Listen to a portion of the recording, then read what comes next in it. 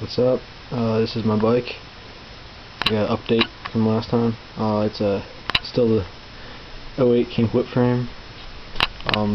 Newly painted. Got Odyssey lumberjack bars. I cut them down like inch on each side. I don't know why. Got Sunday morning 2.1 forks, also freshly painted. So yeah, my wheels are Odyssey Vendera 2 laced to Alienation PBR. I think it's really good. It hasn't bent on me yet. So yeah, got Odyssey Aiken, you know, the OE knobby. In the back I got a Eastern Directional, also Alienation rim with the 1.95 Aiken. I got FSA crank arms. I think they're alright. A little on the heavy side though. Fit down low sprocket, 25 tooth. Super light.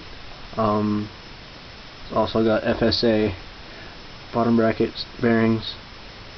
The spindle and the spindle bolts are Shadow. Got Odyssey twisted plastic pedals. They're cheap and awesome. Odyssey Mr. Clampy 2 seat clamp. Shadow whatever seat post. Odyssey Nightwolf.